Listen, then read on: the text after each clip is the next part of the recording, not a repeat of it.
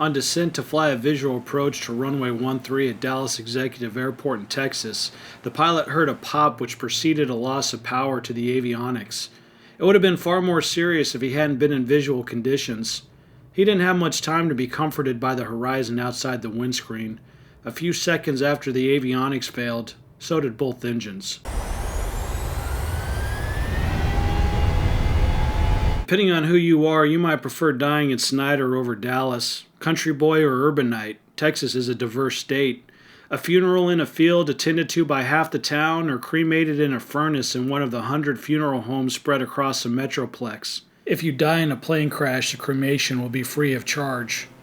Snyder is a frontier town in the northwestern part of Texas. It was named after a buffalo hunter who built a trading post there in 1878, a replacement to an earlier epithet applied to the lawless county, Robber's Roost. It was a nothing town in the middle of nowhere until a boom in 1948 drove the population all the way up to 12,000. As is common in rural Texas, the boom was predicated by the discovery of oil. At a bit over 200 nautical miles, it's just the sort of hop that a Diamond DA62 was built for. A quick way to travel between the city with no airline service and the Dallas-Fort Worth Metroplex, which, at 9,286 square miles, is a city larger than Connecticut, Delaware, and Rhode Island combined. It's also edge-to-edge with Chicago as the third most populous region in the country. The DA62 is an aircraft with a unique claim to fame. It's a rare light twin that comes from the manufacturer with diesel engines. If you know much about kerosene, you know that both diesel and Jet A are derived from it, Jet A being a higher grade of the flammable liquid. The advantages of jet fuel are manifest. The liquid has high energy density when compared to weight, which in aviation means more bang for your buck. It also has a low freezing point, which is why most modern high-altitude aircraft utilize it. It's cold up in the flight levels, and freezing gas is a problem. Jet A is also widely available, and while aviation gas is leaded, leading to an inevitable showdown with environmentalists, Jet A is bound to be refined for the next 50 years at least. The environmentalists don't necessarily like it any better, but the more rational among them focus their efforts on the battles that they can win. You might wonder with all of this why diesel engines have had such a hard time proliferating the piston market in aviation. The reasons are numerous. Commercial demands drive most of development, as that's where the money is. This means that design dollars for the past 70 years have mostly focused on turbine technology. Aviation pistons have improved, but clean sheet designs are almost unheard of. Diamond's well-documented struggles illustrate the dilemma.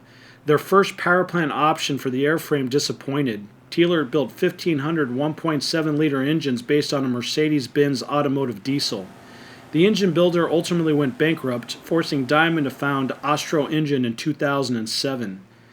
There is a long history in aviation of repurposing primitive designs in the pursuit of future sales. The Boeing 737 and Airbus 320 are perfect examples.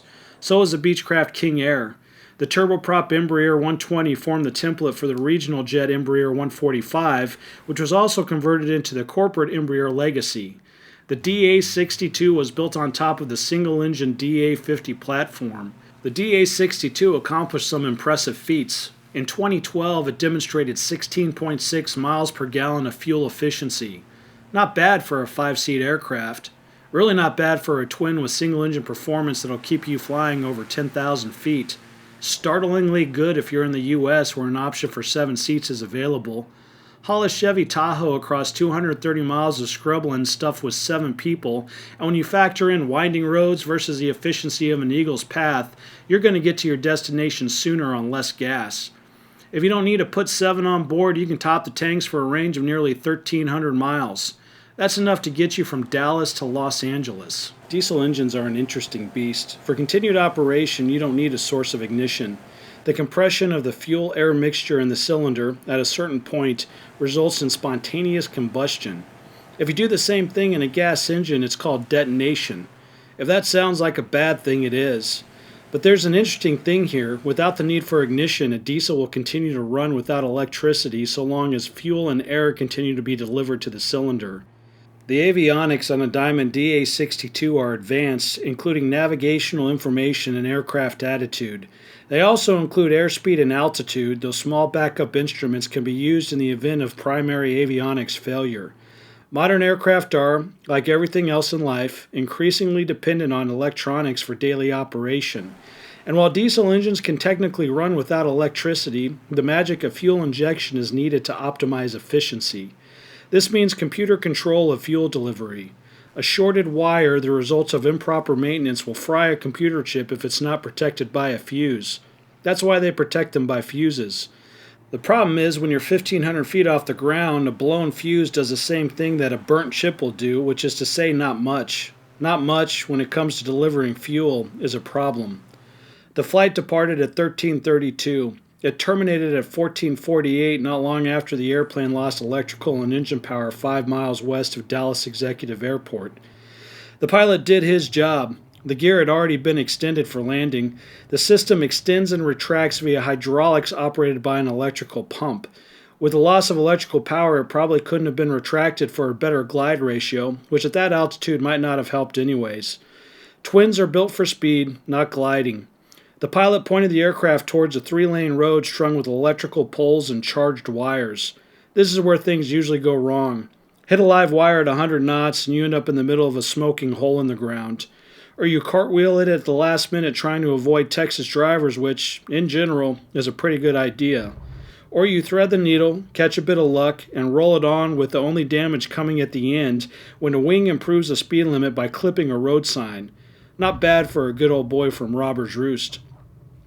The NTSB has already faulted an incorrect wiring installation for the blown inline fuses that render the backup electronic engine control unit inert.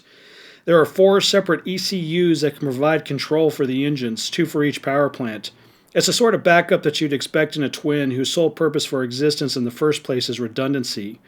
Yet while there is plenty of redundancy in the delivery of fuel, those 4 ECUs derive electrical power from a single dedicated bus. ECU backup batteries are connected to the ECU bus in the event of a loss of generator power. The NTSB does not comment on it in the preliminary report, but it appears as though the short through the ECU bus blew the fuses for the backup batteries as well. A single source failure rendered 2 engines with 4 electronic control units lifeless. The only thing left working on the plane was a pilot. One thing's for sure, some insurance company somewhere owes this guy a discount. Knowing the way of the world, though, they probably jacked up his rates for clipping a couple of signs after saving the airplane. The preliminary report also mentions that the main battery capacitance was low, near 70%, but does not go into any more details about the impact that this would have had on the flight. It's a statement of fact, if not correlated to the event itself. Included at the bottom of the report is that the Transportation Safety Board of Canada and the Austrian Federal Safety Investigation Authority are participating in the inquiry. By way of explanation, Diamond Aircraft is based in Austria with manufacturing facilities in Canada.